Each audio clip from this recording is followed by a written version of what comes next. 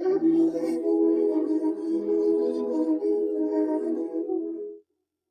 भगवान को ब्रज की बहुत याद आ रही।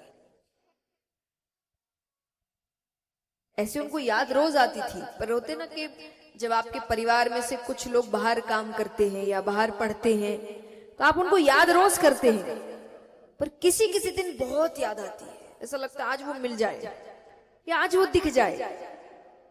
आज भगवान के लिए वही दिन था। उनको ऐसा लग रहा है मुझे कोई तो दिख जाए। तो भगवान कमरे में क्यों आए? क्योंकि भगवान के कमरे में एक बड़ी सी खिड़की थी जिससे यमुना नदी का तट दिखता था।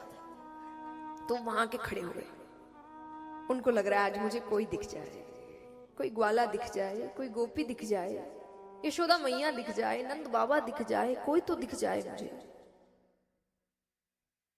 थोड़ी देर बाद शाम का समय, भगवान को आए अब समय हो गया थोड़ा, तो नए ग्वाले आ गए हैं। तो सामने से कुछ ग्वाले गैया चराकर घर वापस लौट रहे हैं। जैसे होता है ना बड़े होने के बाद जब अपने पुराने स्कूल जाओ तो कई कोने देखकर ऐसा लगता है यहां हम बैठते थे, यहां पे खाते थे, यहां मित्रों के साथ, यानी वो चीजें आपकी आंखों के सामने आती है। तो उन ग्वालों को देखकर भगवान कहते अरे ये तो वही समय है जब मैं, श्रीदामा, मुद मंगल, मधु मंगल, हम सब गैया चराकर घर लौटते थे। कितना आनंद आता था। और भगवान उस वक्त ऐसा यादों का भाव उठा, एक बार के लिए भगवान भूल गए कि वो कहां है। और भगवान जोर जोर से चिल्लाने लगे, अरे श्रीदामा रुको, अरे मैं भी आ रहा हूं, अरे बलदाओ भैया जल्दी चलो, आज तो बड़ी देर हो गई। पर जब उनका ध्यान भटकता है तो उनको समझ आता है कि वो कहां है। भगवान जोर जोर से रोने लग जाते हैं। यानी वो इतनी जोर से रो रहे हैं कि बगल के कमरे में उद्धव जी है, उन तक आवाज जा रही है उनके रोने की। उद्धव जी दौड़ते हुए आते हैं, भगवान को गले से लगाते हैं, प्रभु आप रो रहे हैं, अरे आप तो ये रोना धोना प्यार मोहब्बत इनसे परे है, आप क्यों रो रहे हैं? भगवान कहते उद्धव मुझे ब्रज की बहुत याद आती है, मुझे मेरी यशोदा मैया की बहुत याद आती है, मुझे नंद बाबा की बहुत याद आती है। भगवान कहते हैं यशोदा मैया जैसी मैया युगों युगों तक किसी को नहीं मिलेगी। अरे मैं जब तक वहां रहा मैंने उनको एक सुख नहीं दिया। हर वक्त उनके दरवाजे पर कोई खड़ा रहता, तुम्हारे बेटे ने ये कर दिया, तुम्हारे बेटे ने वो कर दिया। उसके बाद भी उनका प्रेम घटने की बजाय और बढ़ता गया। भगवान कहते तुम्हें पता है एक दिन मैं गैया चराकर घर थोड़ी सी देर से लौटा, बस थोड़ी देर, वो मुझे गले से लगाकर रोने लग गई। वो कहती कन्हैया तू देर मत किया कर, तू देर करता है ना मुझे बहुत बेचैनी होती है, मेरा कलेजा अपनी जगह छोड़ देता है, तू घर समय पर आ जाया कर। तुम्हें पता है मैं उस दिन के बाद घर कभी देर से नहीं गया। आज मुझे यहां आए कितना समय हो गया है, मेरी मां कैसे रह रही होगी वहां मेरे बिना। भगवान कहते हैं नंद बाबा जैसे बाबा युगों युगों तक किसी को नहीं मिलेंगे। अरे मेरे बाबा जानबूझ के जूतियां नहीं पहनते थे। नंद बाबा एक कारण से रोजाना घर से निकलते वक्त जूतियां पहनते नहीं थे और घर से बाहर जाकर खड़े हो जाते थे, क्योंकि यशोदा मैया को अच्छा नहीं लगता था वो बिना जूतियों के जाए, तो वो थोड़ा सा चिल्लाती थी। तो भगवान देखते थे ये रोज। तो भगवान ने फिर क्या किया कि नंद बाबा जब भी घर के बाहर जाकर बिना जूतियों के जाते तो भगवान उनकी जूतियां, भगवान भी छोटे थे और जूतियां भारी थी उस वक्त, तो वो जूती अपने सर पर लेकर, मैया बढ़ जाएगी ना जल्दी से पहन लो, और भगवान अपने हाथों से उनको जूतियां पहनाते थे। तो ये 2-3 बार हुआ। ये होने के बाद वो दृश्य इतना सुंदर होता था कि नंद बाबा रोजाना यही करते थे, जूतियां नहीं पहनते थे, घर से बाहर जाके खड़े हो जाते थे कि अब थोड़ी देर में आएगा, सिर्फ एक दृश्य के लिए। भगवान कहते हैं मैं दावे से कहता हूं मैं जब से यहां आया हूं ना मेरे बाबा ने जूतियां नहीं पहनी होगी। भगवान कहते उससे ज्यादा दुख मैंने उन भोली भाली गोपियों को दिया है। तुम्हें पता है यशोदा मैया ने मुझसे एक दिन कहा, कन्हैया तू क्यों चोरी करता है उनके यहाँ? अरे वो गरीब है, वो जो दूध दही माखन बेचती है, जो पैसे आते हैं वो उससे ही भोजन करती है, तो उनका नुकसान कर देता है। अरे क्या खाएंगे वो उस दिन? तो मैं कितने दिन तक चोरी करने नहीं गया। कुछ दिन बाद सबकी सब घर आ गई, आकर कहती, अरे कन्हैया सिर्फ तेरा ही बेटा है क्या? अरे चोरी करता है करने दो, नुकसान करता है करने दो।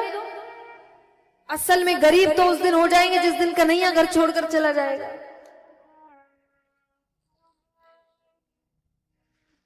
तुम भोजन करने की बात कहती हो, अरे वो भोजन तो उस दिन नहीं करते जिस दिन ये घर में चोरी करने नहीं आता। कि आज क्या गलती हो गई कि कन्हैया नहीं आया घर पे? कभी मत कहना हम गरीब हैं। भगवान कहते उससे भी ज्यादा दुख मैंने अपनी राधे को दिया है। भगवान कितनी देर तक राधे राधे राधे कहकर रोने लगे। देखिए यहां इस छोटे से प्रसंग को सुनकर कितनों की आंखों में आंसू है। उद्धव जी पे कोई असर नहीं हुआ। उद्धव जी कहते तो इसमें इतने रोने की क्या बात है? इतना ही था, आप उन अनपढ़ गवार ब्रजवासियों को ज्ञान से समझा सकते थे। अनपढ़ गवार, भगवान कहते तुम्हें कैसे पता वो अनपढ़ है? बोले वो कहां गुरुकुल गए होंगे, उनका तो दूध दही माखन बेचना काम है। भगवान कहते ऐसे तो मैं भी नहीं गया। एक वर्ष में कोई कितना सीख लेगा? मैंने भी यही काम किया है जिंदगी भर, गैया चराना, दूध दही माखन बेचना। वो कहे भगवान आप तो खुद ज्ञान है, ज्ञान की शुरुआत आपसे होती है। भगवान समझ गए जिस मौके के वो तलाश में थे वो मौका आज उन्हें मिल गया। भगवान कहते तुमने सही कहा, मैं उन्हें समझा ना सका। तुम तो बड़े ज्ञानी हो। बोले हाँ, तुम जाओ उद्धव, तुम ब्रज जाओ और ज्यादा लोगों को नहीं, नंद बाबा, यशोदा मैया और गोपियां, बस इनको ज्ञान से समझो कि ये रोना धोना प्यार मोहब्बत छोड़ो, ज्ञान मार्ग पर चलो। उद्धव जी को अपने ज्ञान पर भरोसा था। उन्होंने कहा ठीक है, पर जाने से पहले भगवान उनको अपना वस्त्र देते हैं, अपना पीतांबर देते हैं, कुंडल देते हैं, मुकुट देते हैं, मालाएं देते हैं। उद्धव जी का इनकी क्या जरूरत? बोले इनके बिना बात करना तो दूर, कोई तुम्हें देखेगा भी नहीं। इनसे एक बार के लिए उनको लगेगा मैं आ गया, इसकी सुगंध से उनको लगेगा कि मैं वापस आ गया, तो वो तुमसे बात कर सकते हैं। ठीक है, जाते हैं, ब्रज पहुंचते हैं। और यहां पर एक छोटी सी लीला बताई गई है। ये बड़े बड़े संत है जो ब्रज के, वो बताते हैं कि ब्रज रज की महिमा क्या है।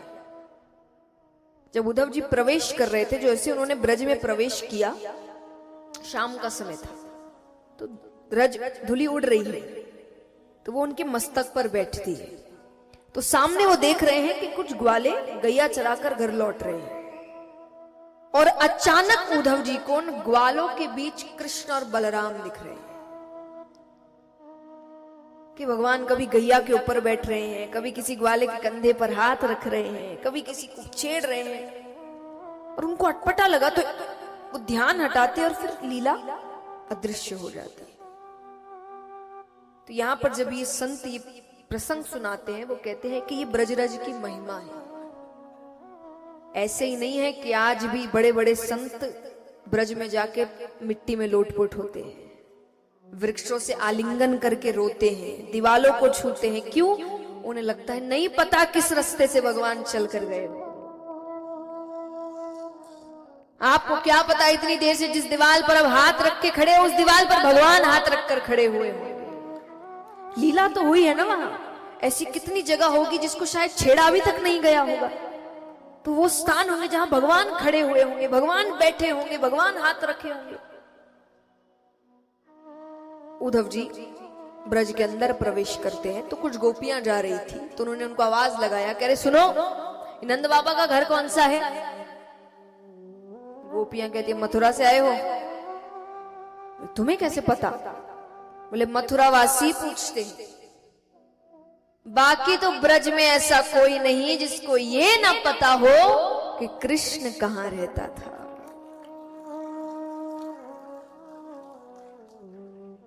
गोपियां कहती है, ये जो नीचे जल की धारा जा रही है ना, इसके साथ साथ चले जाओ। ये जल की धारा जहां जाकर रुकेगी वो नंद बाबा का घर है। जैसे ही उद्धव जी थोड़ा चलने लगते हैं कि गोपी पीछे से आवाज लगाती है, और सुनो, इसको साधारण जल मत समझना। ये जो तुम मथुरावासी कृष्ण को लेकर गए हो ना, तब से नंद बाबा और यशोदा मैया के जो अश्रु जल बह रहे हैं, ये वो जल है। इतना रोए हैं वो भगवान के जाने के बाद। अब वो जाते हैं, घर पहुंचते हैं तो बाहर से आवाज लगा रहे हैं, नंद बाबा, ओ नंदराय जी। एक आवाज आती है, कौन? मैं उद्धव हूं, कृष्ण का मित्र, संदेश लेकर आया हूं। तो एक व्यक्ति बाहर आता है, दुबला पतला शरीर, आंखें अंदर तक धसी हुई, कांपती हुई आवाज, कहो। मैं नंदराय हूं। भगवान ने उनके निकलने से पहले उनको सबका हुलिया बताया था कि नंद बाबा ऐसे दिखते हैं। यशोदा मैया, हुलिया से वो इतना भी मेल नहीं खा रहा, इतने बदल गए हैं। उद्धव जी प्रणाम करते हैं, माफ करना बाबा, मैंने आपको पहचाना नहीं। ठीक है, बैठाते हैं घर के अंदर। नंद बाबा कहते हैं, थके हुए लग रहे हो, भूख लगी होगी, मैं भोजन लेकर आता हूं। लेकर आता, घर में कुछ नहीं है। अब नंद बाबा बाहर भोजन लेने गए हैं तो उद्धव जी उनके घर का जो रसोई घर है वो देख रहे हैं। उनके रसोई घर में जाले पड़े हुए हैं कि जब से कृष्ण गया है इस घर में खाना ही नहीं बना।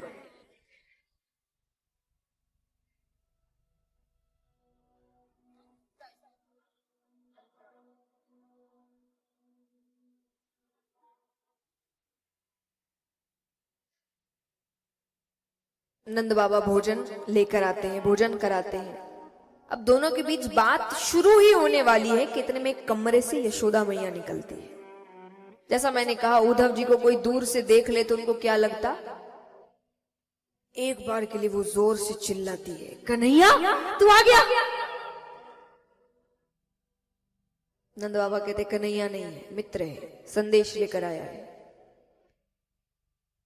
यशोदा मैया कहती, जब कन्हैया छोटा था ना, तो जब भी रोता था मैं अपने सारे काम छोड़ देती थी, कितना भी जरूरी काम मैं छोड़ देती थी। क्यों? वो रोए ना, मैं उसको रोते हुए नहीं देख सकती थी। आज उसकी मां कब से रो रही है, उसके पास समय नहीं है, एक मित्र को भेजा है।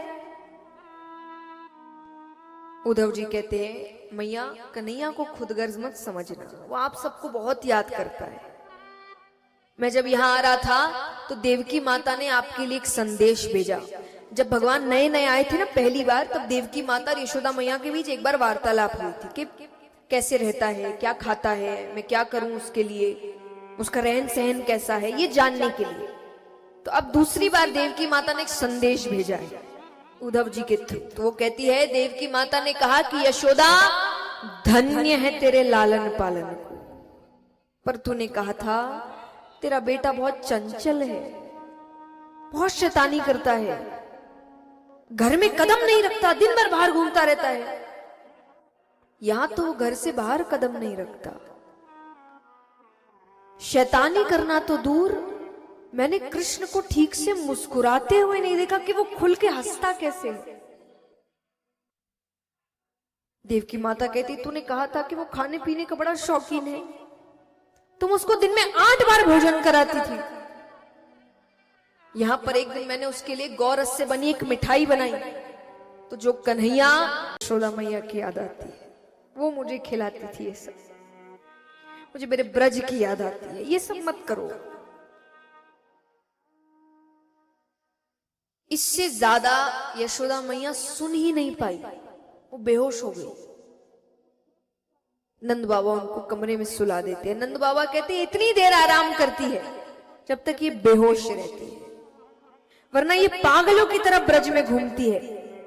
नंद बाबा कहते वो क्या है ना, हमारा बेटा थोड़ी चोरियां करता था, तो इसको आज भी लगता है वो किसी के घर चोरी करने गया और उस व्यक्ति ने उसको घर के अंदर बांध के रख लिया है। तो वो हर घर जाके माफी मांग रही है कि मुझे पता है वो शैतान है, अरे उसको वापस कर दो, मैं घर में बांध के रखूंगी, वो किसी का नुकसान नहीं करेगा, उसको वापस कर दो बस। वृक्षों से पूछती है तुमने कन्हैया को देखा क्या, अरे वो दिखे तो उसको बोलना, उसकी माँ उसे बहुत याद करती है। गोवर्धन पर्वत से बात करती है, तुम्हारी तो उसने पूजा कराई थी ना, वो कहाँ है। उद्धव जी को अपना काम याद आता है। उद्धव जी ने कहा बाबा आप सौभाग्यशाली हैं कि कृष्ण ने यहां लीला करी, लेकिन वो किसी का बेटा नहीं है, वो परम पिता परमेश्वर है, उसका कोई रूप नहीं है। वो लीला करने आया था, तो ना वो किसी का बेटा है, ना वो किसी का पुत्र है, ना उसका किसी से रिश्ता है। आप ज्ञान से प्राप्त करिए उसको, परमेश्वर मान के प्राप्त करिए उसको। नंद बाबा कहते हैं मैंने तो तुमको कोई बहुत समझदार बालक समझा था, तुम तो बड़े साधारण से बालक निकले। क्या कहा, वो किसी का बेटा नहीं, वो परम पिता परमेश्वर है, भगवान है। भगवान के एक ढंग नहीं है उसमें, एक लक्षण नहीं है भगवान के। अरे भगवान सबका पेट भरते हैं, अन्न का भंडार है उसके पास। जिसके खुद के पास अन्न का भंडार है वो भूख से तड़प सकता है। मैंने अपने बेटे को भूख से बिलखते हुए देखा, वो तब तक रोता जब तक यशोदा उसको खाना नहीं खिलाती। तुम कहते हो भगवान, अरे भगवान कहते सत्य की राह पर चलो। मेरा बेटा बात बात पर झूठ बोलता है, चोरी करता है, तुम कहते हो भगवान है। और चलो मैंने मान लिया कि वो भगवान है, मुझसे गलती हुई, मैंने उसको बेटा कहा, पर क्या भगवान से गलती हो सकती है? भगवान से गलती हो सकती है? नंद बाबा कहे उसने मुझे बाबा कहा है, उसने यशोदा को मैया कहा है। जब गोपियां उससे कहती कि यशोदा मैया गोरी, नंद बाबा गोरे, बलदाऊ भैया गोरे, तू कारा कहां से आ गया, तू इनका बेटा नहीं है, तो वो क्रोधित हो जाता। वो आकर यशोदा से कहता कि मैया कहते जा मरी से कि मैं तेरो छोड़ो। तुम कहते हो भगवान है। और अंत में नंद बाबा ने ऐसी बात कही कि इसके बाद उद्धव जी के पास भी कोई जवाब नहीं था। नंद बाबा कहते हैं और चलो मैंने मान लिया कि वो भगवान है, तो तुम्हें लगता है तुम्हारा ये कह देना मेरी विरह वेदना कम कर देगा? विरह वेदना मतलब बिछड़ने का दर्द, कि मेरी विरह वेदना कम कर देगा? अरे आज तक तो मैं ये मान के चल रहा था मेरे बेटे ने मुझे छोड़ दिया। बहुतों के छोड़ देते हैं, कई लड़के होते हैं जो माँ बाप को छोड़ देते हैं, कि मैं आज तक ये मान रहा था मेरे बेटे ने मुझे छोड़ दिया, पर भगवान तो है, मैं उसके भरोसे रहूंगा। पर तुमने क्या बता दिया? तुम्हारी बात के अनुसार मेरा घर भगवान छोड़ के चले गए। ये क्या कह दिया? आज 6 दिन से आपको यही समझाया जा रहा है कि दुनिया में कोई भी साथ छोड़ सकता है, ये नहीं छोड़ेगा, इसके भरोसे रहो। ये आखिरी उम्मीद है आपकी। तो आपकी आखिरी उम्मीद कौन है? भगवान। उद्धव जी ने नंद बाबा से उनकी आखिरी उम्मीद छीन ली। वो कहते अब मैं किसके लिए जिंदा रहूं? तुम ज्ञानी ही कहते हो ना कि भगवान पर भरोसा रखो। अरे भगवान ही मेरा घर छोड़ के चले गए, तो अब इस घर में रखा क्या है? नंद बाबा ने रोते रोते अपने नेत्र बंद कर लिए। उद्धव जी को समझ नहीं आ रहा मैं क्या जवाब दूं। वो बिना कुछ बोले वहां से चले जाते हैं। कुछ दूर गए कि 4-5 गोपियां बैठी है, आपस में बात कर रही है। एक गोपी कहती है, अरे ये सोने का रथ किसका है? दूसरी कहती है, तुझे याद नहीं, अक्रूर इसी रथ में तो आया था कृष्ण को ले जाने, मथुरा का रथ था। तो बोले अब क्या लेने आया है? बोले वो कंस की मृत्यु हो गई है ना, उसका श्राद्ध है, तो मांस लेने आया हूं। श्राद्ध में मांस कौन परोसता है? बोले दैत्यों के श्राद्ध में मांस ही परोसे जाते हैं। तो बोले मांस भी यहां कहां मिलेगा, हम तो दूध दही माखन का काम करते हैं। बोले ये मथुरा वासी बड़े चालाक है,